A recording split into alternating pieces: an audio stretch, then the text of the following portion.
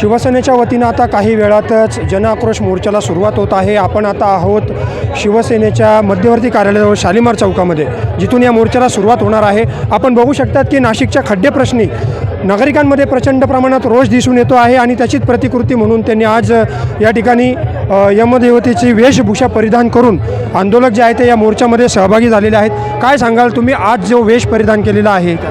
हा वेश फक्त मी परिधान केला आहे, पण नाशिक जिल्ह्यामध्ये एक महाजन नावाचा यमराज जिथं जागता फिरतोय, त्याला त्यांना आव्हान करण्यासाठी जे स्वतःला कुंभमंत्री म्हणून घेतात, त्यांचं जे नाशिककडे जे कुंभमंत्री म्हणून तुमचं जे लक्ष आहे ते कुठेतरी विचलित होतं आहे, ते पैशाच्या बाजूला कुठेतरी वळतं आहे। म्हणून तुम्ही एक यमराजचं रूपी तुम्हाला एक आव्हान करतो आहे की लवकरात लवकर या गोष्टीवर चाळ बसू द्या व तुम्ही जर सत्तेमध्ये आहात या गोष्टीची लाज असू द्या। आपण पाहिलं की या शहरामध्ये ज्या पद्धतीनं नागरिकांचे बळी जात आहेत, खड्ड्यांमुळे जे बळी जात आहेत, त्यामुळे आज नाशिक शहरामध्ये यमलोकाची आठवण नागरिकांना येते। अशा प्रकारचा उपहासात्मक संदेश जो आहे तो या आंदोलनाच्या माध्यमातून शिवसेनेच्या वतीनं हा दिला जातो आहे। मोठ्या प्रमाणावर गर्दी जी आहे ती आता जमायला सुरुवात झालेली आहे आणि आता काही वेळातच या ठिकाणी संजय राऊत यांचं आगमन होईल आणि या मोर्चाला या ठिकाणून सुरुवात होईल। महानगरपालिकेच्या राजीव गांधी भवन या मुख्यालयावर हा मोर्चा काढण्यात येणार आहे आणि काही वेळातच या मोर्चाला इथून सुरुवात होणार आहे।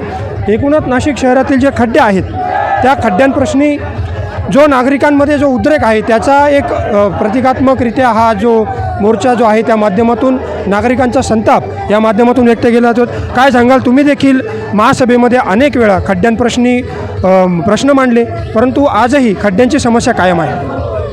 झालं काय की याच्या अगोदर जे काही सिंहस्थ कुंभमेळे झाले त्याच्यावर पूर्ण अधिकार महापालिकेला दिले गेले होते।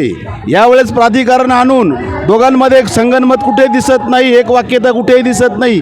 त्याचे परिणाम असे झाले की पूर्ण शहर उद्ध्वस्त झालेलं आहे। आणि तुम्ही विचार करा, उज्जैनला आपल्यापेक्षा 1 वर्षांनी कुंभमेळा असतो, आपण 2 वर्ष अगोदर का तयारी केली पाहिजे। 80% कामं कुंभमेळ्याचे उज्जैनला पूर्ण झाले आणि आपल्याकडे 6 महिन्यावर येऊन कुंभमेळा आला आहे। आपल्याकडे रस्ते उखडलेले, सर्व प्रकल्प अधुरे, 25-30% कामं झालेली आहे, 75 ते 80% कामं अजून बाकी आहेत। कसं काय व्हायचं? आणि अनेक लोकांचे मृत्यू झाले, जवळपास 7-8 लोकं गेली आहेत। कितीतरी लोक समोर येत नाही, ज्यांचे हातपाय मोडले, गाड्या फुटल्या, पडले, कितीतरी लोक घाबरून येत नाही किंवा ते प्रशासनाच्या समोर जात नाही, असे कितीतरी लोक आहेत। प्रशासन कुठेतरी अपयशी ठरते असं आपल्याला 100% प्रशासनाचं अपयश आहे। आजचा जो मोर्चा काढला जातोय, काय सांगाल या मोर्चाबद्दल? नागरिकांचा प्रचंड रोष या माध्यमातून दिसतो। हा मोर्चा काढण्याचा उद्देशच तो आहे की कुठलंही राजकारण नाही आहे यामध्ये फक्त नाशिककर काय यातना भोगताय, या यातना या प्रशासनाने डोळ्याने पाहाव्या, उघड्या डोळ्याने बघाव्यात। गांधारीसारखे पट्ट्या बांधू नये यांनी, हे आम्हाला गरजेचं आहे, म्हणून हे करतोय आम्ही सर्व। निश्चितपणे आपण पाहिलं की नाशिककरांचा रोष या मोर्चाच्या माध्यमातून व्यक्त केला जातो आहे।